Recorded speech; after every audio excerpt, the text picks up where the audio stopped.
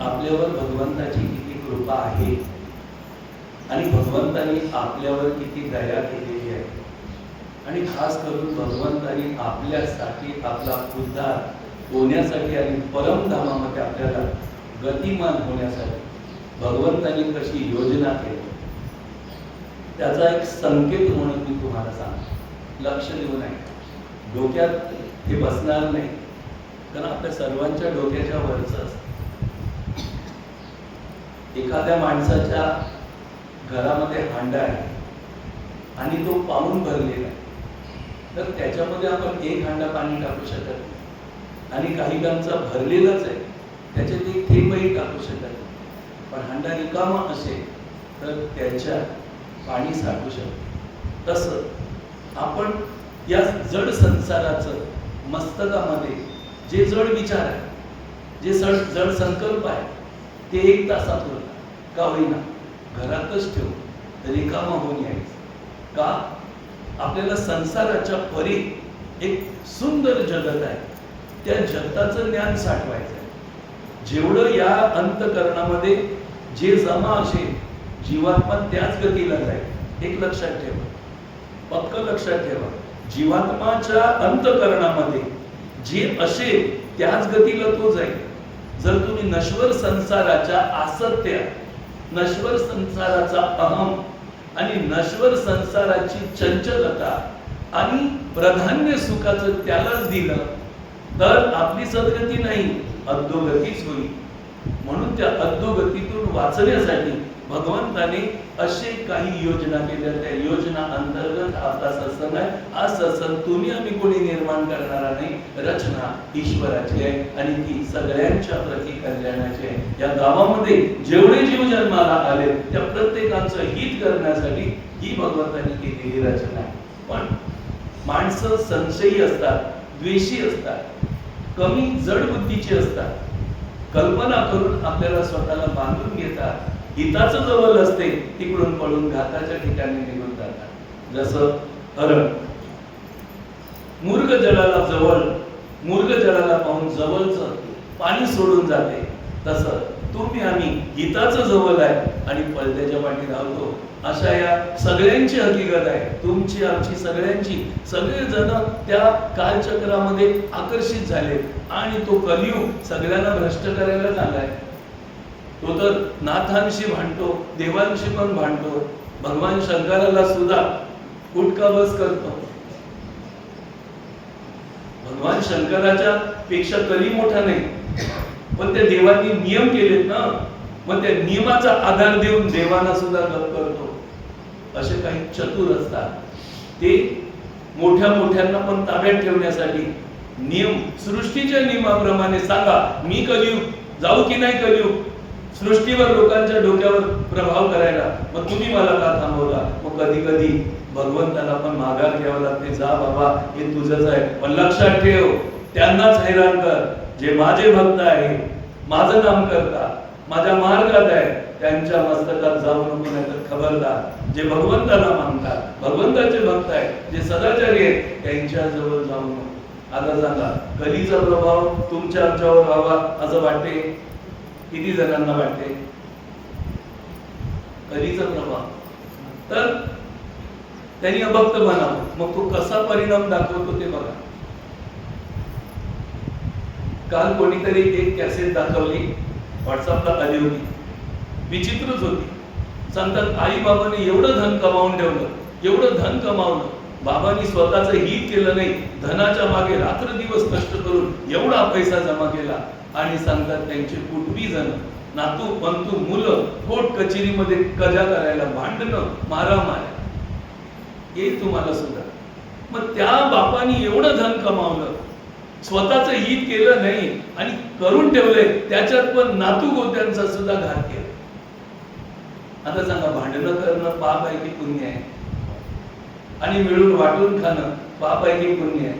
आता आपल्या पूर्वजांनी आपल्याला दिलंय, वाटून खाणं, आनंदाने खा, पण तुझं माझं करीत आपण भांडणं करतो. म्हणून अति सुद्धा तिथे माती आहे. आपण आलोत कशाला? आपलं हित करायला.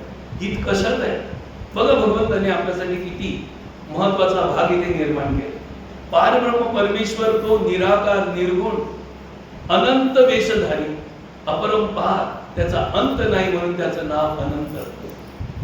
त्या परमेश्वराने आपल्या अंगातून एकोहम बहुशाम अशी एक सूक्ष्म माया तयार केली, जी देवादिकांना सुद्धा जिंकता नाही, मोठे मोठे देव सुद्धा नाही जिंकू शकत अशी ती शक्ती तयार केली. त्या शक्तीला फक्त एकच परमात्मा आवरू शकतो, कारण त्यांनी निर्माण केले तोच आवरू शकतो. त्याला आवरण्याची ताकद एक भक्तामध्ये आहे, बाकी कोणामध्ये. त्याच्यानंतर महतत्व निर्माण झालं. त्याच्यामध्ये 3 शक्त्या तयार झाल्या, उत्पत्ती, रक्षण आणि नाश. तर उत्पत्तीचा प्रधान जीव आहे ब्रह्मदेव. या ब्रह्मदेवाने सप्तर्षी निर्माण केले, 7 ऋषी. त्यापासून आपली परंपरा चालू केली, आपली गोत्र सुरू झाली आणि त्या ऋषी मुनींपासून अनेक प्रजा तयार झाल्या. परंतु या सगळ्यांना सुख, समाधान आणि मोक्ष पावण्यासाठी युगायुगामध्ये वेगवेगळं ज्ञान निर्माण केले. सतयुगामध्ये ज्ञान आणि भक्ती कर्म वेगळे होते. त्रेतायुगामध्ये ज्ञान, भक्ती आणि कर्म वेगळे होते. द्वापार युगामध्ये ज्ञान, भक्ती आणि कर्म वेगळे होते. आता या कलियुगामध्ये ज्ञान आणि भक्ती आणि कर्म वेगळे आहे. आता ते कसे आहे? सतयुगातलं ज्ञान जर इथे आणून दिलं देवाने, तर तुम्ही आम्ही त्याला स्वीकारतच नाही, होणारच नाही आपल्याला. कारण त्या काळाचं 1,00,000 वर्ष आणि या काळाची 100 वर्ष. सांगा काय करा? त्या काळाचं 100% सत्व आणि या काळाचं 25% सत्व, काय करायला आपण? म्हणून भक्ती सोपी घे. आता ते सगळं सार निचोडून संपूर्ण सत्वयुगाचं सार, त्रेतायुगाचं सार, द्वापार युगाचं सार, ऋषी मुनींनी निर्माण केलेले अनेक शोध लावलेले ग्रंथ, त्याच्यामध्ये स्मृती, स्मृत्या, वेद, उपनिषद, सगळ्यांचं सार एका पंचम वेदामध्ये आणलं. 4 वेद होते, 5वा वेद खास कलियुगामध्ये निर्माण केला. त्याचं नाव होतं महाभारत. 1,15,00,000 श्लोकाचा होता. त्याला 18 पर्व होते. आता ते महाभारत, त्या महाभारताचं सार जे जीवांना गरजेचंच आहे, त्याच्यातूनच त्यांचं कल्याण होणार आहे आणि कली त्यांना घाबरून पडणार आहे आणि जीवन त्यांचं अमृततुल्य बनणार आहे. त्याचं सार काढलं श्रीमद भगवद्गीता. 700 श्लोकाची 18 अध्याय. महाभारताला 18 पर्व होती, म्हणून श्रीमद भगवद्गीतेला पण 18 अध्याय. आता ही 18 अध्यायी गीता, यामध्ये आपल्या जीवनाचं सार सुप्त आहे. भगवंतांनी ते विश्वाचं सार काढून 700 श्लोकामध्ये असं एक अमृत कुंभ तयार केला आणि या कलियुगात ठेवला. जो या कुंभाचा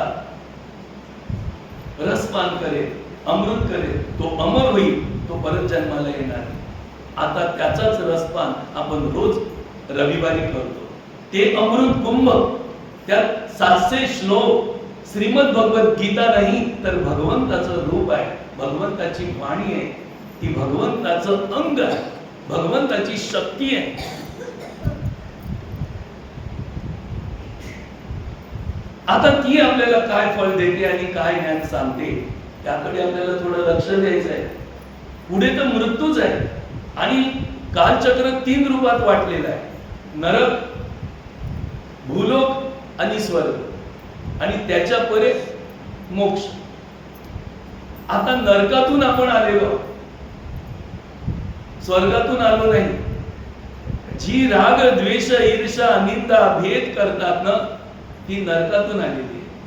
आणि जी हमेशा सदैव प्रसन्न राहतात, आनंदित राहतात, उत्साहित राहतात, माणसं जोडत जातात आणि आपली कीर्ती वाढवत जातात, ते स्वर्गातून आले. आता याच्यात आपण कशात बसतो? आपले राग द्वेष गेले नाही, ईर्षा निंदा गेली नाही, भेदभाव गेले नाही. अरे आपण कुटुंबातच एकमेकाला समजून घेत नाही, म्हणजे समजा आपण नरकातून आलेलो आहोत. आपल्याला मोठा पुरुषार्थ करायचा, हा विवेक आहे, आपल्याला जागृती आहे. एखादी आई बालकाला उठवते, मला उठ, अभ्यासाची वेळ झाली. त्याच वेळेत जर बालक उठला तर अभ्यास सुंदर करून पास होतो, पण तरी पण झोपला तर अभ्यास भयभीत होतो आणि नापास होतो. तसं ही श्रीमद भगवद्गीता आपल्याला जागृत करते. याच वेळेला जर आपण उठलो तर पुढे आपलं काम करून जाऊ, आणि अद्याप जर आपण झोपून राहिलो तर पुढे आपल्याला जे भयानक दुःख आहे त्याचं दर्शन होईल. तर श्रीमद भगवद्गीता आपल्याला कशी मार्गदर्शन करते त्याचं रहस्य बघा. वास्तविक युद्ध होणं नव्हतं, पण युद्ध अधर्माने झालं. दुर्योधनाने जिद्द नसती धरली, ईर्षा नसती केली, जळ नसती धरली, शत्रुत्व नसतं धरलं, आणि लहान मोठं चांगलं वाईट असा भाव नसता धरला, तुझं माझं असा भाव नसता धरला, तर दुर्योधन जर खरोखर लहान भाव समजून युधिष्ठिराला शरण गेला असता तर आता हे युद्ध झालं नसतं. आता युद्ध आहे ना दुर्गुणांचं आणि सद्गुणांचं. त्या युद्धाच्या मैदानात अर्जुन नाही करायचं ते करायला आला, ना आवडत ते आवडून घेतलं, जे नकोच होतं ते समोर आलं. तो कोमल हृदयाचा अर्जुन, परम समदर्शी अर्जुन, निर्मल अंतकरणाचा अर्जुन कसा तो आपल्या आप्तेष्टांच्या समोर उभा राहिला युद्ध घेऊन. तेव्हा त्याला लाज वाटली की काय या राज्यासाठी मी माझ्या पूजनीय वंदनीय माननीय पितामहासारख्यांना मारायला उभा राहिलो. धिक्कार आहे तुझ्या जीवनाला आणि धिक्कार आहे त्या राजाला. त्या बदली मी संन्यास घेऊन जाईन, पण अशा वंदनीय माननीय आणि पूजनीयांच्या समोर युद्ध करायला उभा राहिलो. लाज वाटली त्याला, खंत झाली त्याला, आणि गात्रा शरीरातल्या गळून गेल्या. ज्यांनी मला तत्वज्ञान दिलं, ज्यांनी मला विद्या शिकवली, ते वंदनीय माननीय गुरु, त्यांच्या समोर मी युद्ध करायला उभा राहिलो. लाज वाटायला पाहिजे मला, असं त्याला खंत झाली. कृपाचार्य, द्रोणाचार्य,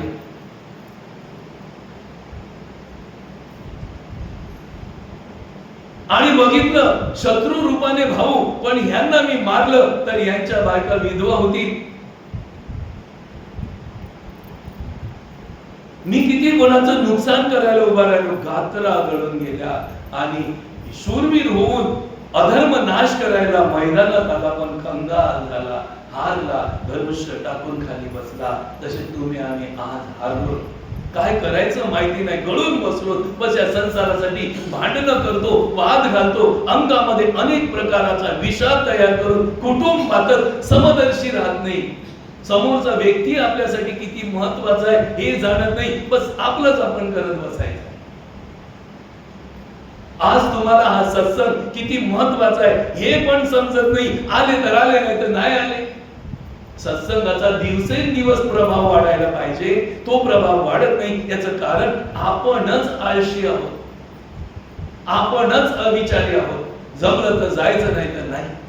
केलं तर करायचं, नाही तर नाही. पण जेवलं तर जेवायचं, नाही तर नाही. असं होते? असं होत असेल तर असं करा. जमलं तर जेवेन, नाही तर नाही जेवेन. पण तिथे तर तुम्ही जमून घेता आणि जेवता, कारण ताकद शरीराला पाहिजे. तशी जीवात्म्याची ताकद सत्संगामध्ये आहे, स्वची ताकद सत्संगामध्ये आहे. तिथं केलीच पाहिजे, तर जीवात्मा तेजपुंज होईल आणि या शरीराला मात करून दिव्य लोकात निघून जाईल. पण हे अदृश्य तत्वज्ञान लोकांच्या नजरेत येत नाही, कारण त्याला विचाराचा डोळा उघडावा लागतो. काय करावा लागतो? त्याला विचाराचा डोळा. आता तुमचे आमचे विचार कशावर आहेत? या संसाराच्या सुखामध्ये असो, ते तर पाहिजे, ती पहिली पायरी आहे, ती तर केलीच पाहिजे. तो विचार पाहिजे, पण तेवढ्यावरच आपल्याला पूर्ण शांती असेल तर ठीक आहे, ते बरोबर आहे. पण त्याच्याही पुढे जगत आहे. पुढचा विचार करायला पाहिजे की नाही? बोला. हा जन्म आणि हा संसार एवढंच जीवन आहे आपलं, की त्याच्या परे आहे? त्याच्या परे आहे का? आहे का? मोठा प्रश्न. हा मग आहे तर त्याचा नको विचार करायला. जन्माला तर आला, कुठून आला त्याचा नको विचार करायला.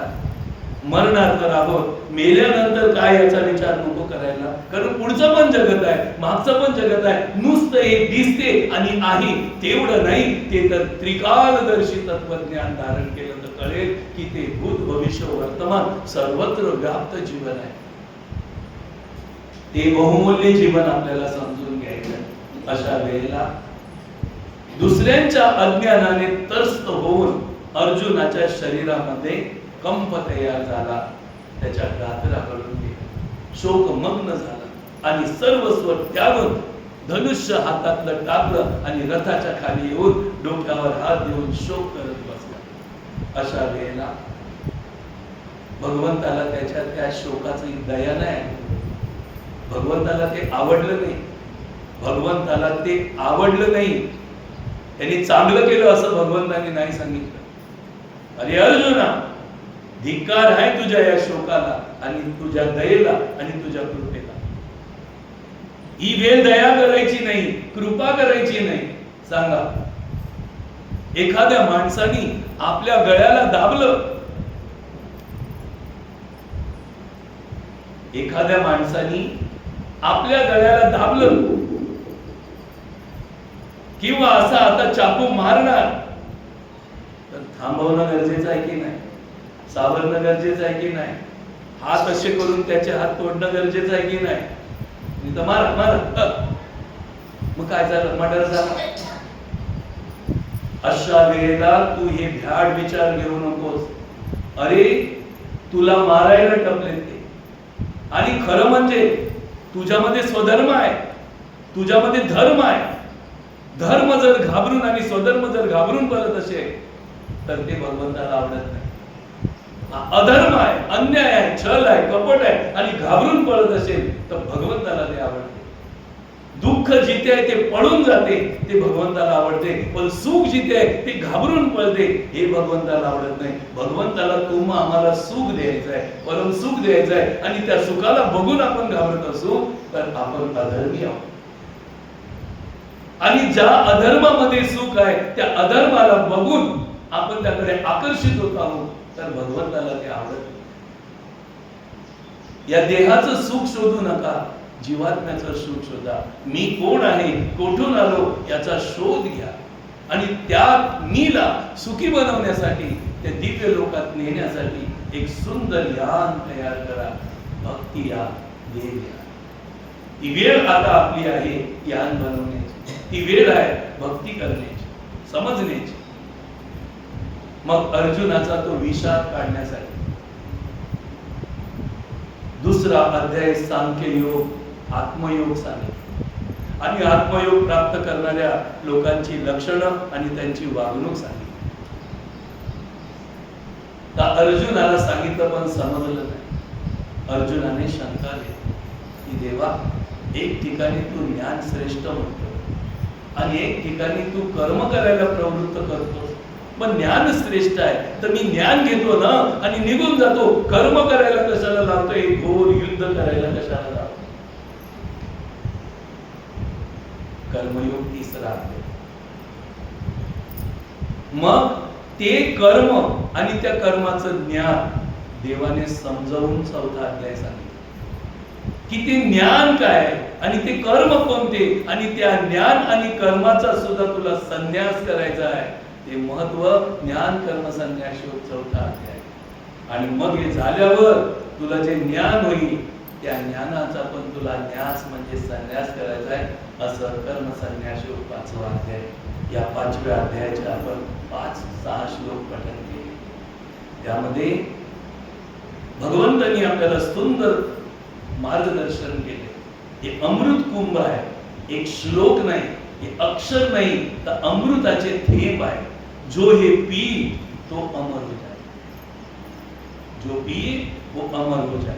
तर सांगायचं तात्पर्य काय की 1 ते 6 मध्ये सांख्य योग आणि निष्काम कर्म योगाचा निर्णय भगवंतांनी सांगितला, आणि पुढे 7 ते 12 मध्ये सांख्य योगी आणि निष्काम कर्मयोगी यांची लक्षणं आणि त्यांचा महिमा सांगितलाय. कारण आपण कर्म करतो ते योग्य आहे की अयोग्य, योग्य आहे ते त्याची लक्षणं कोणती, ती लक्षणं आपल्याला आली म्हणजे आपण योग्य आहोत असं पुढचं प्रकरण आपल्याला भगवंत नेत जशी शाळेमध्ये मुलं अभ्यासाला क्लासला जातात आणि गुरुजी त्यांची परिपक्वता करून 12व्या महिन्यात परीक्षा ठेवून त्यांना पास करून दुसऱ्या कक्षात नेतात, तसे भगवंत आपल्याला स्टेप बाय स्टेप ज्ञान सांगत भावना बदलत विकास शरीराचा आणि मनाचा आणि बुद्धीचा आणि ज्ञानाचा होतो वरच्या रस्त्याला घेऊन चालले. त्यातला हा माध्यम आहे श्रीमद भगवद्गीता.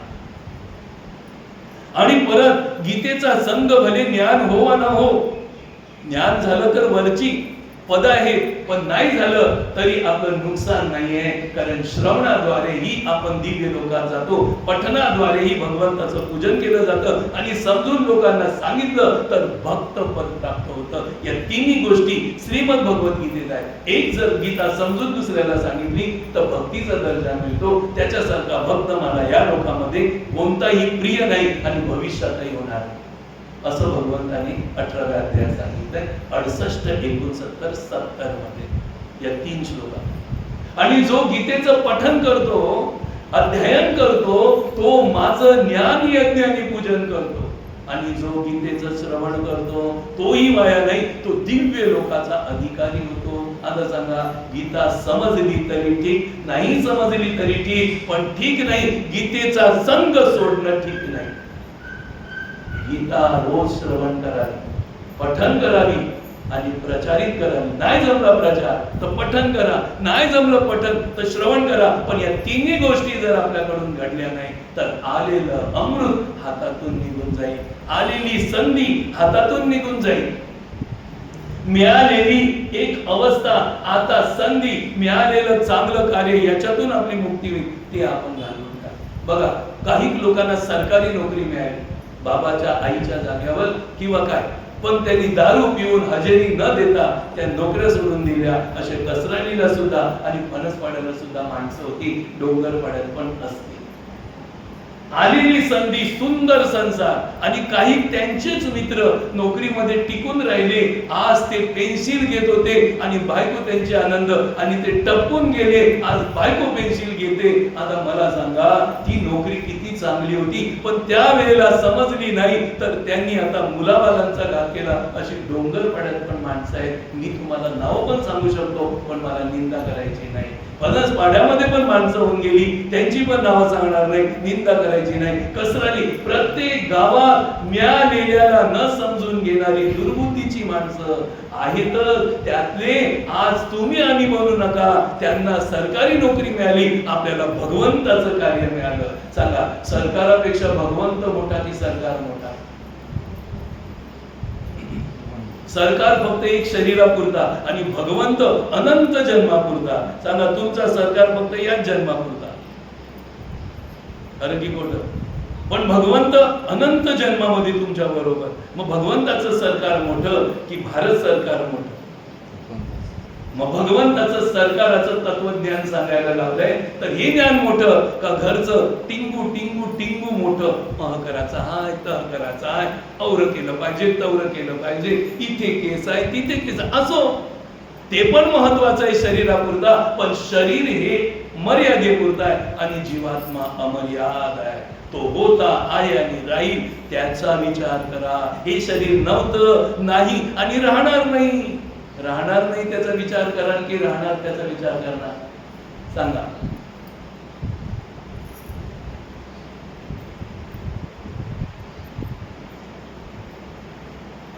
लगीन झालं नव्या नवऱ्याचं, न बायको माहेरी गेली आणि नंतर आली तेव्हा एक मैत्रिणीला घेऊन आली, तिच्यापेक्षा सुंदर किंवा तिच्या सारखी, दोघी जरी सारख्या आल्या.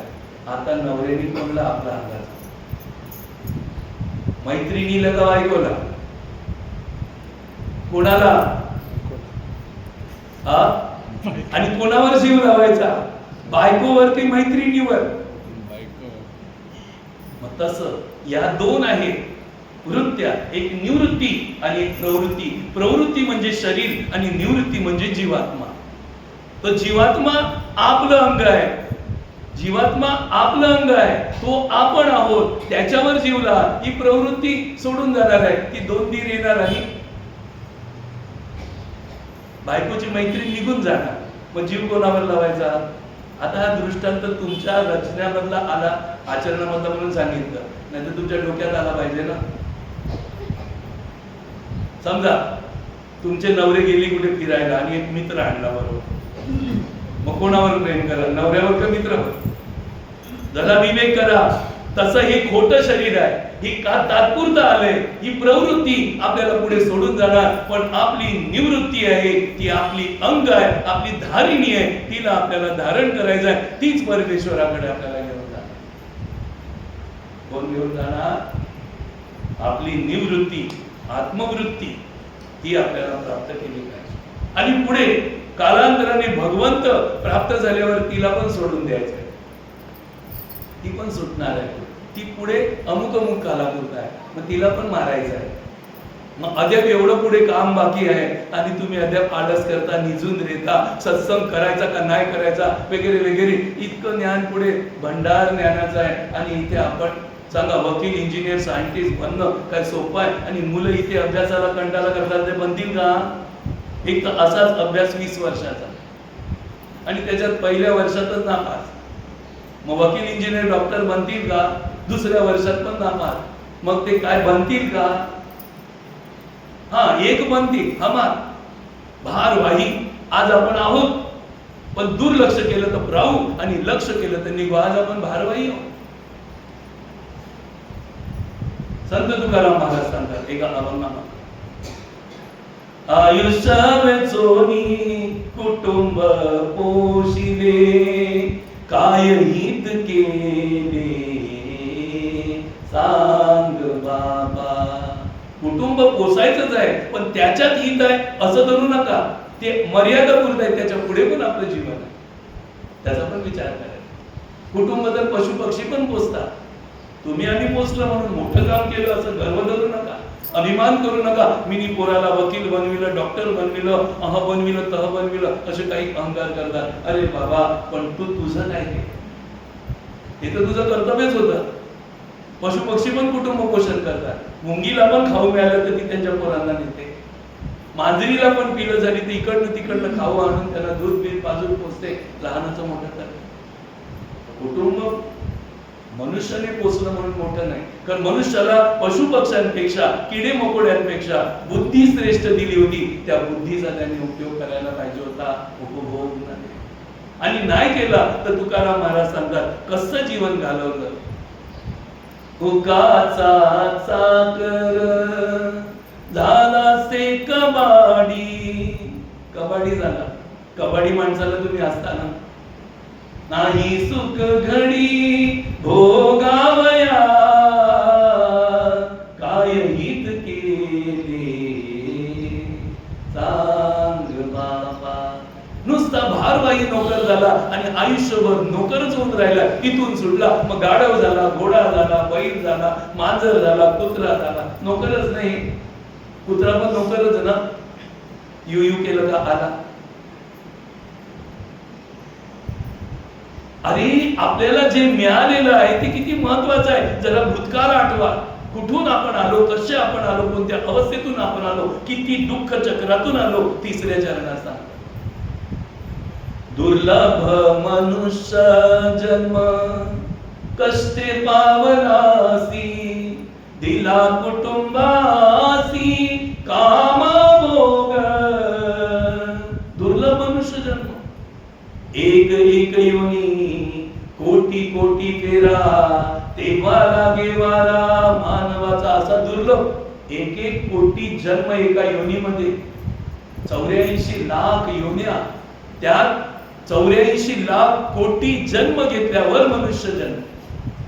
दुर्लभ मनुष्य जन्म कष्टे पावलासी. कष्टे म्हणजे कुत्रा, मांजर, किडे मकोडे. किती वेळा हात तुटले, किती वेळा डोळे गेले, किती वेळा अंग तुटलं, किती वेळा अंगावर झडलेले रोग झाले, किडे पडले. असे सडून सडून हजारो लाखो करोडो वेळा तडपडून तडपडून मेलो, परत जन्माला आलो, तडपडून तडपडून मेलो, परत जन्माला आलो. असे असंख्य कष्ट उपसले, तेव्हा मनुष्य जन्माला आलो. जरा भूतकाळ आठवा, कसे आपण आलो. मग आपण कोणावर संशय, कोणावर द्वेष, कोणावर क्रोध करावा, मग विचार करा. आता जरा विचार करा कसे आपण आलो आणि पुढे आपल्याला काय करायचं. हे ज्ञान घ्यायचं की नाही, गीता श्रवण करायची की नाही, उपस्थिती द्यायची की नाही, सातत्य धरायचं की नाही, तो विचार तुमचा आहे. भगवंताने आपल्याला आपल्याकडे जर अमृत कुंभ आणून दिलंय, आता पिऊन अमर व्हायचं की नाही आपला विषय आहे. स्वतंत्रता भगवंताने आपल्याला दिले. भगवंत दारापर्यंत येऊ शकतो, ओम भिक्षांदेही बोलू शकतो, अलख निरंजन आवाज देऊ शकतो, पण त्याला नम्र होऊन शरण येऊन त्यांच्या झोलीमध्ये आपली भिक्षा टाकणं हे आपला भाग आहे. तसं अहम ब्रह्मास्मी अलख निरंजन अशी ही झोली सत्संगाची परमेश्वराने पसरली. यात आपली भिक्षा म्हणजे उपस्थिती द्यायची की नाही हे तुमचा विचार आहे. ही भगवंताची झोली आहे सत्संग. तुम्ही द्याल तर भगवंत तुम्हाला द्या, तुम्ही देणार नाही तर तुम्हाला मिळणार.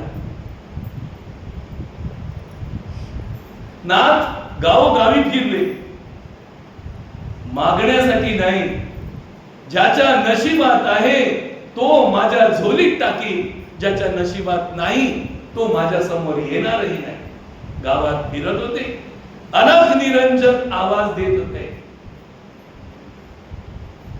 ज्यांच्या नशिबात होतं ते पुढे येऊन झोलीत भिक्षा टाकत. जसं या गावामध्ये ज्यांच्या नशिबात आहे ते इथे येतील, नाही त्यांच्याकडे काय सांगायचं. जरा विवेक करा आपण.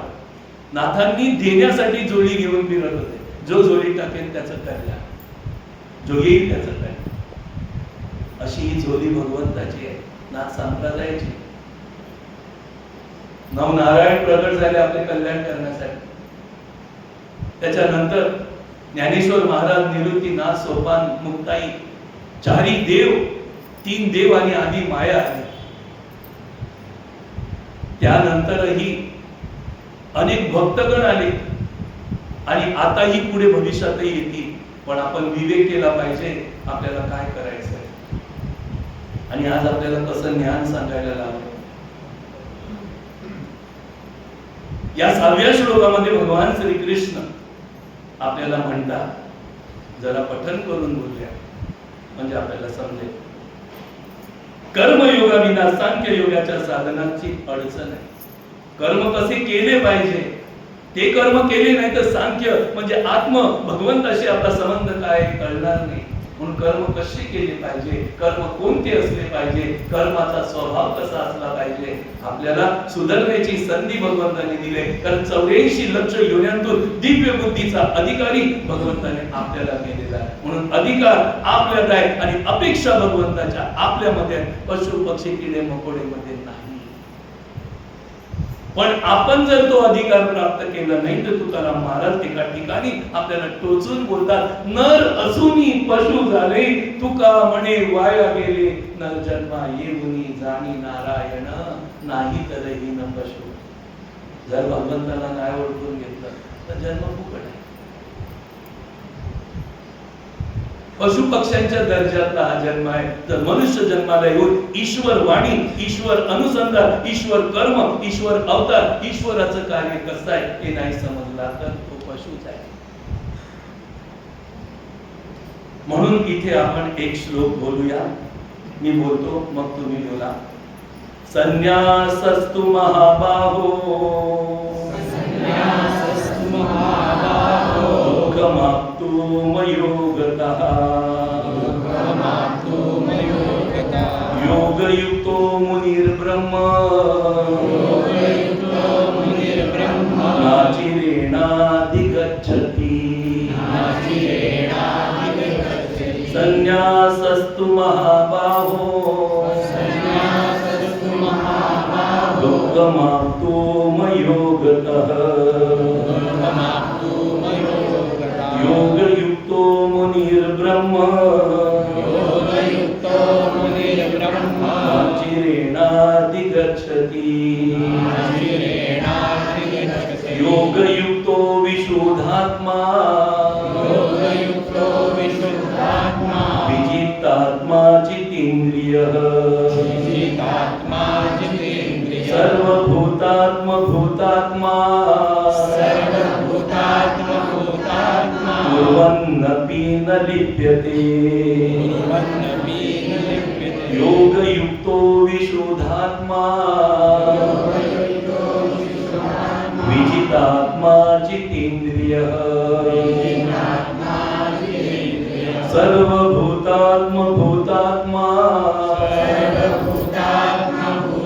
कुर्वन्नपि न लिप्यते। गोपाल श्री कृष्ण भगवान की जय। भगवान तिथे आपल्याला सांगतात कर्मयोगाविना सांख्य योगाच्या साधनातील अडचण. कर्म केल्याबरोबर आपण राहू शकत नाही, पण कर्म जे केलं नाही तिथपर्यंत आपली अडचण दूर होणार. कर्म तर करीत आहोत, पण अडचण कोणती आहे मला सांगा. ही अडचण दूर करण्याची कर्म केली पाहिजे. तर भगवान येथे म्हणतात की हे अर्जुन, कर्मयोगाशिवाय मन, इंद्रिय आणि शरीर यांच्याकडून होणाऱ्या सर्व कर्माच्या बाबतीत कर्तेपणाचा त्याग होणं कठीण आहे. जे काय आपण करतो पण ते मी केलं हे न सांगणं कठीण आहे. त्याचा कर्मफलाचा त्याग, त्या फलाची आशाच नको. कारण आशा धरली तर त्याच्यात 3 अंकुर येतील, तम, रज आणि सत. तम असेल तर नरकात घेऊन जाईल, रज असेल तर भटकवायला इथे आहे, आणि सत्व असेल तर स्वर्गात. तिन्ही पण बंधनच आहे. नरक, भूलोक आणि स्वर्ग ही बंधनाची आड वाट आहे. याच्या परे आपल्याला निघून जायचं आहे. स्वर्गात गेले तरी परत येणार, नरकात गेले तरी परत येणार, आणि मनुष्यात आले तरी परत येत जात राहणार. इथून गती नाही आपली. येणं जाणं चालूच राहणार, जन्म मरण चालूच राहणार, अनेक रोग, अनेक शोक, अनेक दुःख चालूच राहणार. या त्रिपुटीच्या परे आपल्याला निघून जाण्यासाठी आपल्याला कर्मफलाचा त्याग केला पाहिजे, असे भगवान श्रीकृष्ण सोप्या भाषेत सांगतात. जे कर्म करतो त्याची आशा नका करू, फलाशा नका करू, देवाला अर्पण करा. आणि भगवत स्वरूपाचे चिंतन करणारा कर्मयोगी परब्रह्म परमात्म्याला फार लवकर प्राप्त करतो. असा झाला तर तो लवकर प्राप्त करतो, असा स्वभाव प्राप्त झाला तर तो लवकर प्राप्त करतो. ज्याचे मन स्वतःच्या ताब्यात आहे, जो इंद्रिय निग्रह आणि शुद्ध अंतकरणाचा आहे, तसेच सर्व प्राण्यांचा आत्मरूप परमात्मा ज्याचा आत्मा म्हणून राहिला आहे, असा कर्मयोगी कर्म करूनही अलिप्त राहतो. मला सांगा, रात्री तुम्ही झोपता का तुम्हाला झोपवलं जाते? मी तर झोपत नाही. मला झोपायचं असते 10 वाजता, लागतच नाही, नीजच नाही. मग कधी लागते ती माहिती नाही. आणि उठायचं असते त्याच टायमाला उठत नाही, कधी पण जागे. सांगा, आपल्याला उठायचं असते बळजबरीने आपण अलार्म लावतो, म्हणजे आपण स्वतः उठत, आपल्याला उठवलं. आपण स्वतः झोपत नाही, आपल्याला झोपवलं जातं. आपल्याला स्वतः जन्म घेत नाही, जन्म दिला जातो. आणि मृत्यू आपण घेत नाही, मृत्यूही दिला जातो. मग अशा या परतंत्रामध्ये अहंकार, मीपणा, माझेपणा कशासाठी? ते बरोबर जाणार आहे का? शरीर बरोबर जाणार असेल तर शरीराचा अहंकार नाहीच जाणार ते बरोबर. त्याचा अहंकार कशाला करता? आणि त्याच्यासाठीच का जिंकता? तुम्ही शरीराच्या मध्ये जीवात्मा आहात, त्यासाठी शरीर आपल्याला भगवंतांनी दिलेला उपहार आहे. याचा उपयोग करायचा आपल्याला. उपभोग नव्हे. उपभोग करणारे फलाचा त्याग करू शकत नाही, पण उपयोग करणारे फलाचा त्याग करू शकतात. म्हणून शरीराचा उपयोग करा, उपभोग नव्हे. जशी एखादी लग्न आहे, लग्नामध्ये सगळ्या सामग्री आपण आणतो भाड्याने. सांगा, त्या खुर्च्या, त्या स्टेज, कधी मोठं सिंहासन, कधी भाड्याने दागिने पण आणतो आणि भाड्याने कपडे पण आणतो, खरेदी करतो. आता कपडे शिवतात, नाही तर पहिला भाड्याने कपडे आणायचे आणि लग्न करायचे. लोक भाड्याने दागिने आणायचे, त्याचं सोनाराला ठेव द्यायची आणि मग दागिने आणून लग्नापुरता घालायचे आणि परत नाही. जसं त्या वस्तू वापरण्याचा अधिकार अमुक अमुक कालापुरता आपल्याला आहे, पण त्या वस्तू आपल्या नाही, तसं त्या भावनेत ही एक शरीर रूपी वस्तू भगवंताने मला दिले, गाव रूपी वस्तू मला दिले, कुटुंब रूपी वस्तू मला दिले, आणि नाती गोती ही वस्तू मला दिले, मला अमुक कालापुरताच वापरायचे आणि सोडून जायचंय. त्याच्यावर अहम करायचा नाही की मी आणि माझं करायचं नाही. त्याच्यातून होणारं जे आहे त्या कर्म फलाला ज्याने दिले त्याच्यावर समर्पित करायचं आहे. असा जीवात्मा कर्म करीत असताना तो अलिप्त राहून परमात्म्याला प्राप्त होतो. किती सोपं ज्ञान आहे. मला तर सोपं वाटतं, तुम्हाला सोपं आहे ना? बरं, लगीनाला सामान आणलं त्याच्यावर अहंकार करता का की माझी आहे, आणि तो न्यायला लागला की त्याला थांबवता का? नाही ना. तसंच आहे. पण हे समजून घ्या, व्यवस्थित समजून. किती सोप्या भाषेत श्रीमद भगवद्गीता सांगते. माझ्यासारख्या अंगठ्या बहादुराला पण कळायला लागली. माझ्यापेक्षा तर तुम्ही सरस आहेत ना? आहेत की नाही ते सांग. हो बोला. जय गोविंद जय गोपाल, जय गोविंद जय गोपाल. आता श्रीमद भगवद्गीता पुढे आपल्याला मार्गदर्शन करते की कसं आपलं जीवन, कसा स्वभाव, कसं काय असलं पाहिजे. तर भगवंत सांगतात सांख्य योगी तत्ववेत्यानी. आता सांख्य योगी तत्ववेत्ता म्हणजे कोण? ज्यांनी आत्म्याला मी मानलं आणि आत्मा मी मानून या शरीराचे उपयोग करतो, तो सांख्य योगी. जो शरीराला मी मानतो आणि संसारात भांडत राहतो, तुझं माझं करत राहतो, तो योगी पण नव्हे, तो भोगी आहे. तो भोगी पण नव्हे, तो नरक अधिकारी.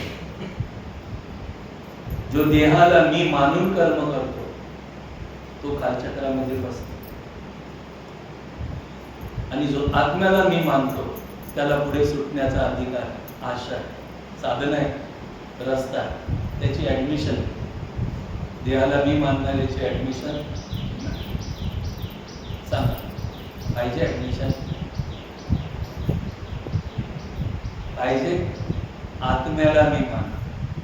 अरे देहाला मी मानून तुम्ही किती जणांची देह जाळून टाकले तरी का विवेक जागत नाही? किती जणांना तुम्ही पिंडाला देऊन आले तरी सांगा, ज्याचा देह तुम्ही जाळून आले आणि पिंडावर पाणी द्यायला गेले, त्याचा भावार्थ काय होतो?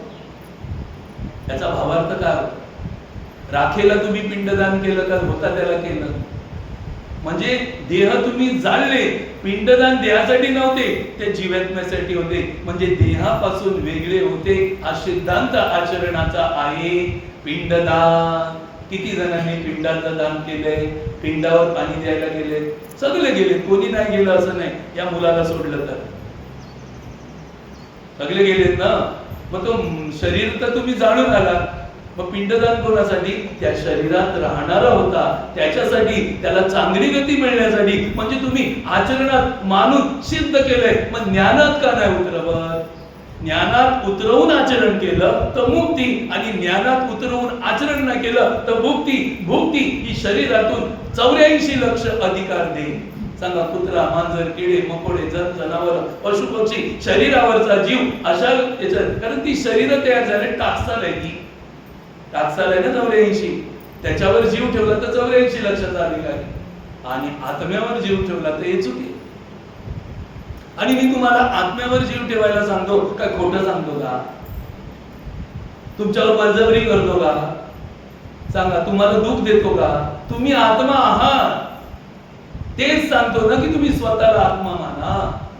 काय चूक करतो? काय चूक केली? द्या थोबाडीत माझ्या, पळवा मला.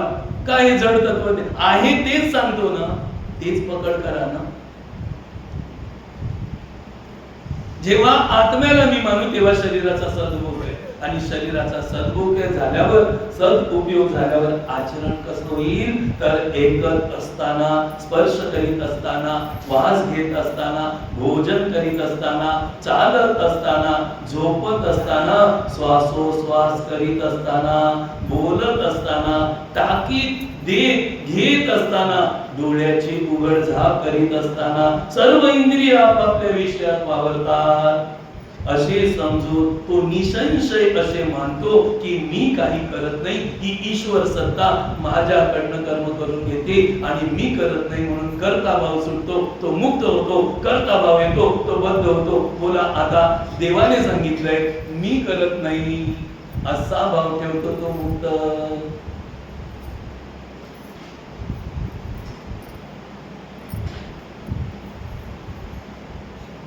सांग एक उदाहरण देतो. एक खोली आहे, अंधारमय होती. त्या खोलीत दिवा पेटवला तर सगळीकडे प्रकाश झाला आणि माणसं उठली आणि कामाला लागली. पण दिवा नव्हता पेटला तेव्हा माणसं होती पण सुप्त होती, काही काम करत होती. अंधारात काय करणार? अंधारात दिसेल तर करणार ना. सांगा अंधारात तुम्ही काम करता का प्रकाशात? सांगा प्रकाश करून काम करता की अंधार करून काम करता?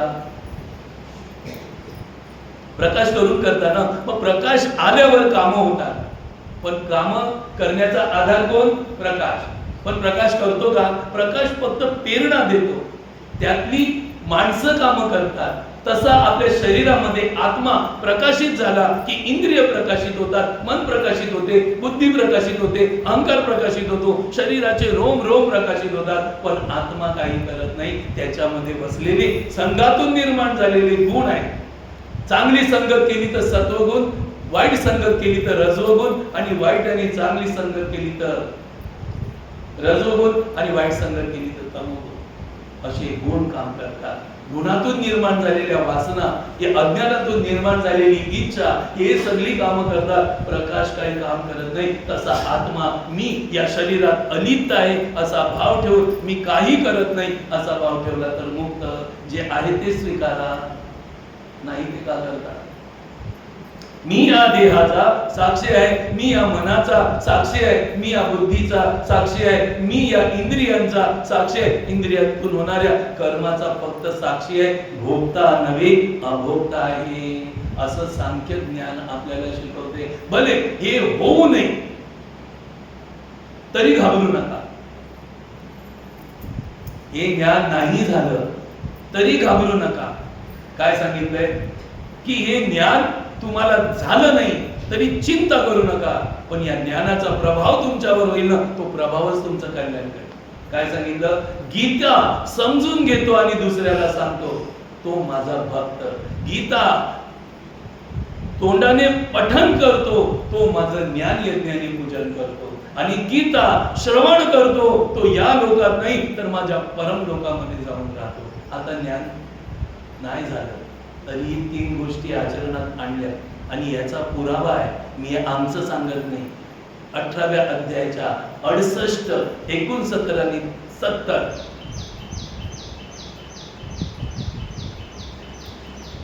या श्लोकात जाऊन पहा, हेच सांगितलंय. बोला मग आता तुम्हाला रविवार करणं गरजेचं आहे की नाही? बोला तुमचा किती फायदा आहे.